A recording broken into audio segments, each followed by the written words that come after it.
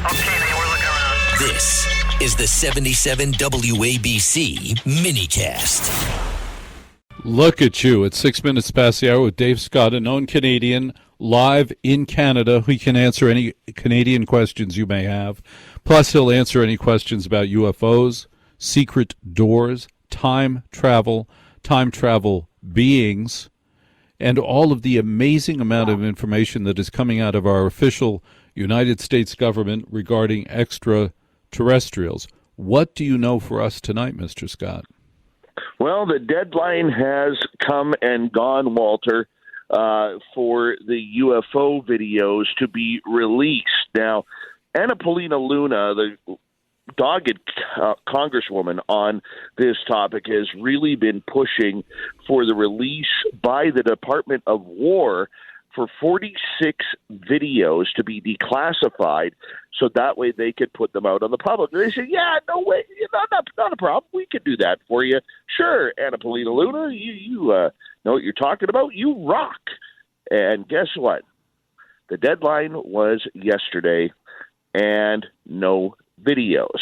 So Anna Paulina Luna, I always have trouble saying her name, she actually gets on X and says, did we really think this was going to happen? And she goes, I'm disappointed because they said that the Department of War, Pete Hesketh, yeah, the videos are coming out. Well, you got them. We got your back on this one. And no videos. Now, we don't know what these videos are, but she did point out that a lot of these videos happen in the Middle East, some over the United States, and around the world, of objects that are flying that are allegedly UFOs, objects that we've never seen before. And hopefully they have some clarity, because usually, Walter, the videos that we do get from the government, well, let's just say, if you remember back in the 1970s and early 80s when we still used rabbit ears to tune in our television, so that way we got a clear picture, that's pretty much what the videos look like without the rabbit ears. Very staticky, very black and white, maybe that ugly gray color that we used to get. So we're all waiting in anticipation for these videos to be released.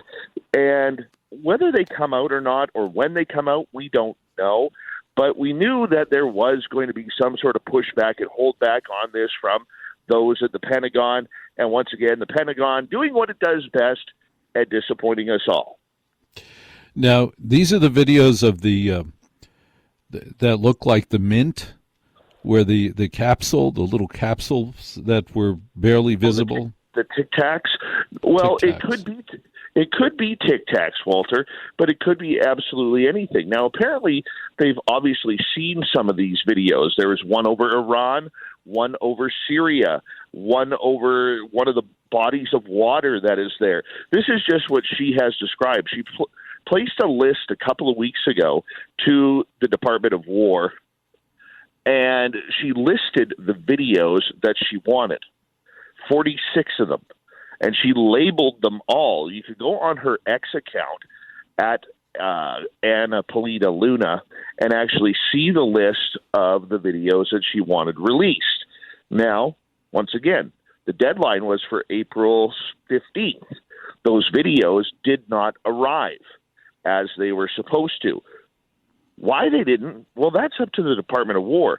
You know, sometimes, even though they are collaborating, they're all on the same team being Republican, they just simply play by a different set of rules with each and every one of them. Could there be more Tic Tac videos like we saw from the 2004 USS Nimitz case? There could be. But until we actually see them and get an opportunity to go through them, we're at a snail's pace right now. And how many are they going to release, do you think?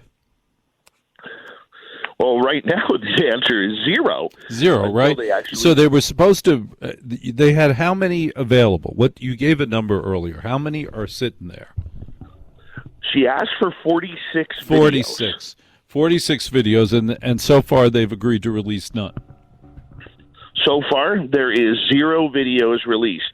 Now, the interesting part about this is the videos that have come out previously, and there's been about a dozen videos that have been released since 2017, they are all images that, you know, you could say that they could be easily debunked by any sort of skeptic. They look like, some of them look like they're flares. Some of them look like they're helicopters that have been blurred out, so the lights look a little bit more grainy, and you know, people will say, "Oh, that looks like a pyramid-shaped UFO." When realistically, I mean, if you zoomed in close enough, or you zoom back a little bit, it's actually going to look a lot more clear, and you could tell that it is something man-made. However, the ones in the war zones I find a little bit odd and suspicious, because we don't know the technology that the U.S. government plays with.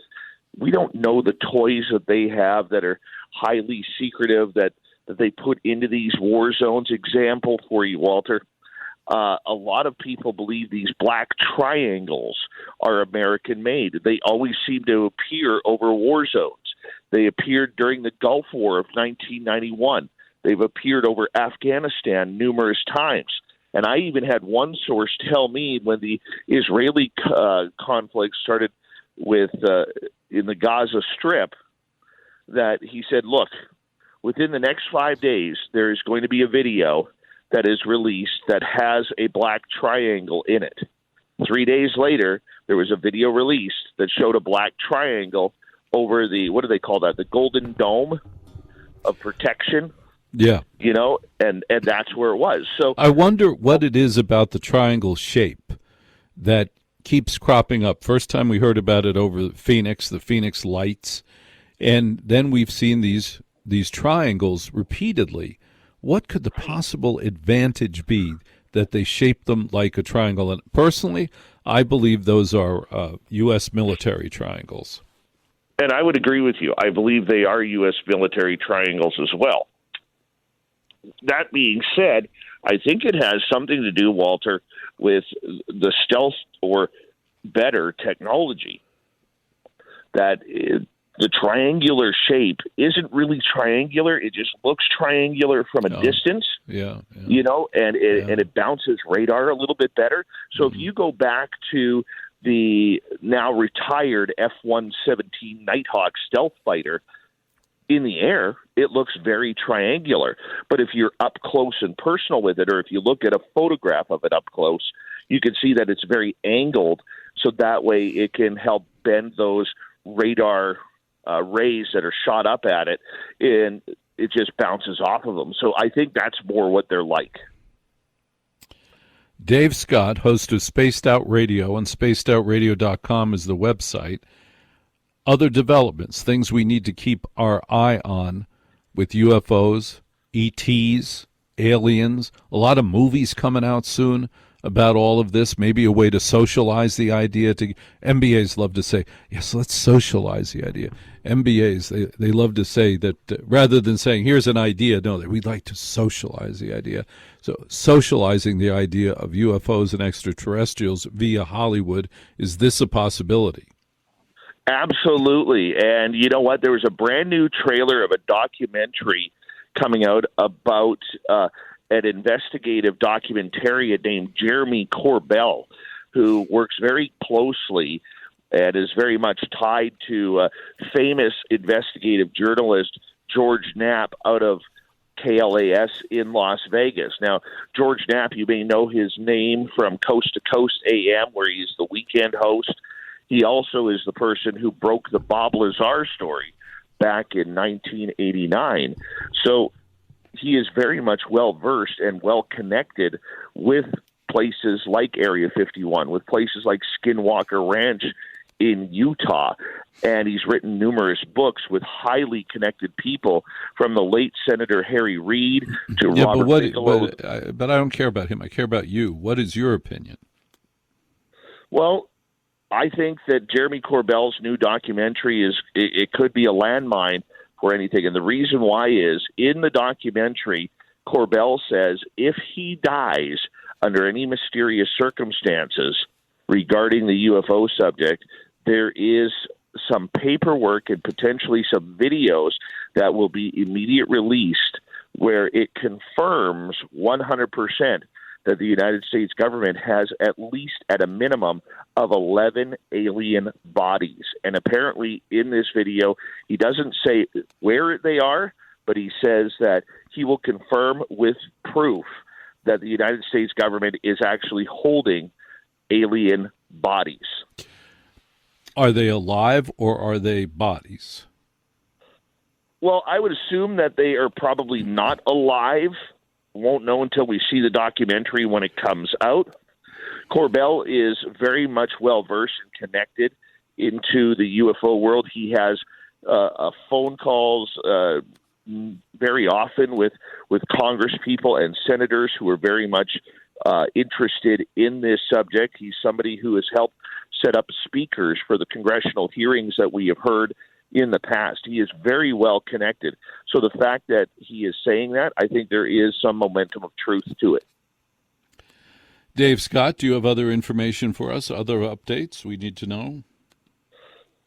The UFO world right now is all waiting for these videos, Walter. It's just very much a wait and see approach. And unfortunately, that is the way the UFO world goes. We get these little tidbits of information, and then we hang on them, much like we would, like, you know, how mom and dad used to allow you to open one present on Christmas Eve before the big day on Christmas, and you couldn't go to sleep because you were waiting for this. So that's kind of where we are right now. We're in that holding pattern.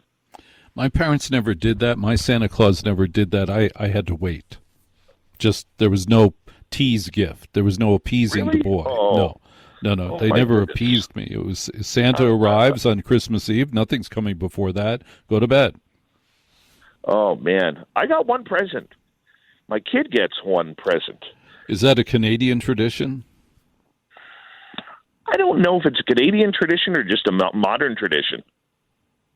A modern tradition. Are you suggesting my parents are old, or this happened a long time ago? Really? Well, I would say that probably the last, well, let's see, I'm 52 years old, so it was happening when I was a kid.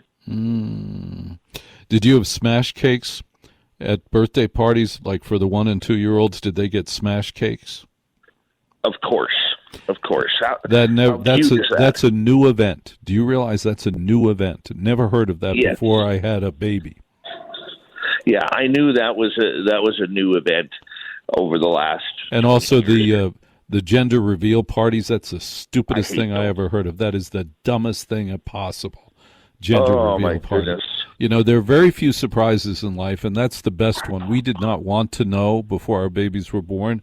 And my wife used to say, there are very few good surprises in life. This is the best surprise. I would agree with you on that. I hate the gender reveal parties, and I'm glad I've never been invited to one. What do? You're supposed to. What if you wanted it to be a girl and it's a boy? You're supposed to like slink away and be sad? It seems very sad to me. How do we find you online, sir? SpacedOutRadio.com or on X at Spaced Out Radio. Our podcast is on every major podcast network as well that people can download for free. The great Dave Scott,